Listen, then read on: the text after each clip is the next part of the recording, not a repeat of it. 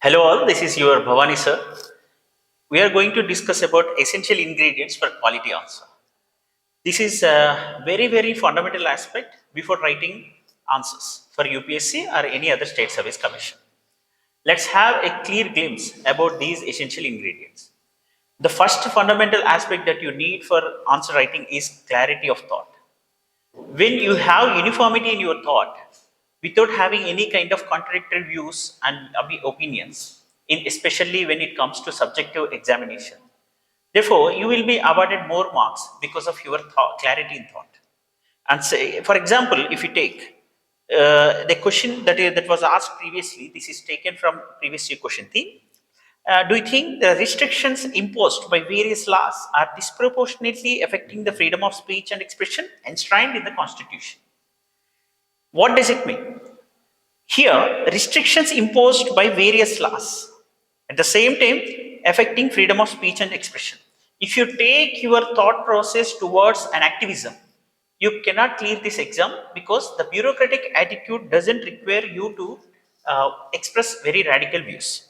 Therefore, that kind of thought clarity, that is, without having any kind of ideological bias or political affiliation or inclination, is very much essential. At the same time, here, aspirant should have a perfect balanced views.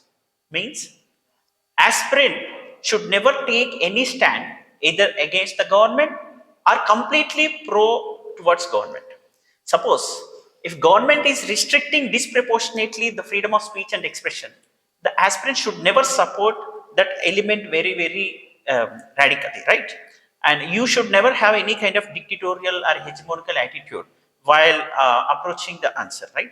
This is your clarity of thought. Clarity of thought involves the ideological understanding of the question. Here, your ideology should be neutral, objective, and it should never have any kind of activist or radical or hegemonical attitude. It should be very democratic, and at the same time, it should be more inclusive in nature. Therefore, your thoughts, ideas, views, opinions, and perspectives should have any uniformity and objectivity, right? And second thing, relevance is the soul of the answer. Content relevance is essential element in writing answer. If you don't write very relevant and thematic answer, what is exact demand of the question? You are not awarded at least a single mark. If you write at least 2 to 3 relevant points, you may not be able to substantiate each point, but at least you will be awarded 1.5 2 marks. Therefore, if without relevance, irrespective of your enriched content, you won't get any mark. Right? So relevance is the completely soul of the answer. Everywhere the relevance exists, whether it is thematic relevance or content relevance or examples relevance or contextual relevance. On what basis you have to write relevant answer should be discussed in our next answer writing sessions, right? So these are essential parameters that you need to follow. And second thing, contextual sensitivity.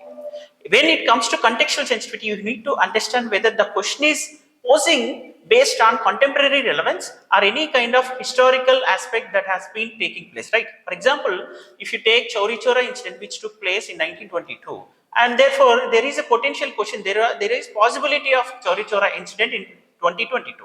Because 1922 to 2022, there is a historical background of 100 years of Chauri Chora incident and also the role of Gandhiji, which was stopped in the process of non-cooperation movement. Yes, right.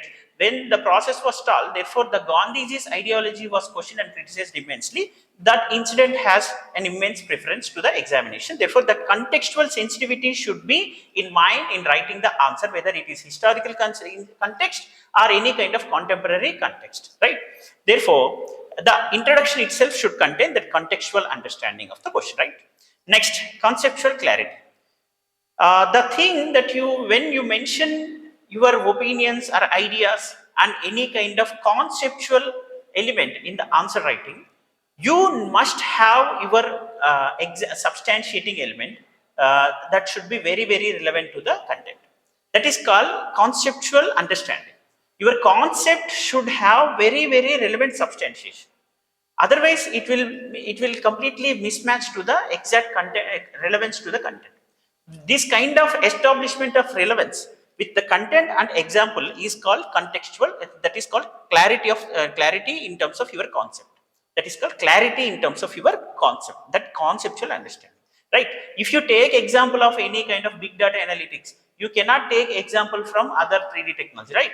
you should have any kind of substantiation element. You should be able to integrate your point with the relevant point. That is conceptual clarity in your answer.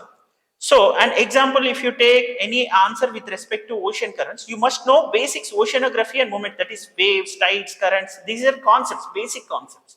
So, these concepts should be applied regarding salinity or pressure or evaporation, everything, whenever you take, that concept should be relevant to the consequent concept and eventual concept, which is arisen from that area, from this area. Next, dimensionality and interdisciplinary linkage. This is very, very essential to enrich your content to score high, especially when it comes to this UPSC and TSPSC standards, right? Because when you are unable to derive an inference related to various dimensions and interlink among them, you cannot enrich your content and convince examiner with more marks, right? You can convince examiner to award more marks. Because if you don't mention various dimensions, example, if you take monsoon, effect of monsoon on Indian economy, therefore you should be able to write and interlink the geographical concept, that is oceanography and also climatology, with the impact on the economy. Therefore, this kind of interlinking ability and dimensionality is very, very essential in your answer writing, right? Next, examples and illustrations take and enrich more your content, right? Because the case studies that you take, the case studies, any kind of bureaucratic reform, any kind of new innovative mechanism, any policy or scheme that is brought by the government, that example and justification with statistics and data and illustrations, any case study is very essential in your answers. That should be very, very authentic. That source must be drawn from any kind of authentic source, either academic survey or Niti Aayog report or second ARC or World Bank, IMF, anything. Next thing, it comes to language competency.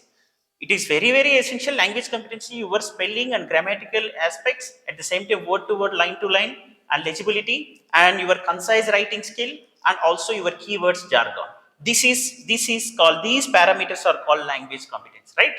These parameters come under this umbrella term language competency. I am reiterating, without language competency, you cannot concise answer. If you can concise any point, you cannot write more dimensions with interlinking ability, right? So language competency should be in terms of concise writing, legibility while taking line to line, word to word space properly, and also your grammatical and grammatical competency with respect to language aspect, and jargon, keywords which is related to that particular subject. If you cannot write a relevant jargon to that specific domain of the subject, that answer will become very, very generalistic in nature, and it cannot contain the domain coherent and also the thematic aspect, right?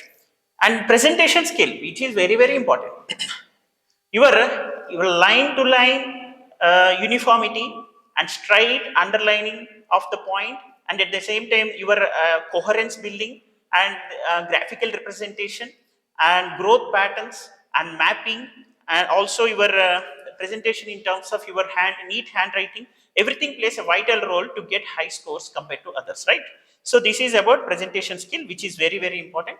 And next thing is objectivity. That is called your vastunishtata, objectivity. What is called this objectivity?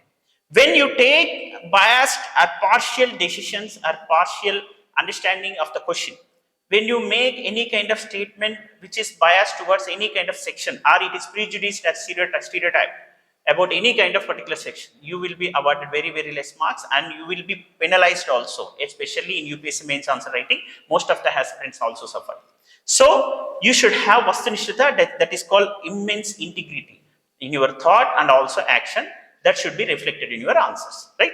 These are the essential parameters one must follow to get high scores. This is called residential mentorship. This is hand-holding mentorship, dedicated 24/7 mentorship, provided freely for all the aspirants of UPSC, Union Public Service Commission, and also our state service commissions, right? This is at Shemshabad Enterprise Degree Place Integrated Campus. I am Dr. Bhavani Shankar Orapalli, Chief Civil Services Mentor and Chairman of Dr. Bhavani Shankar IAS Academy.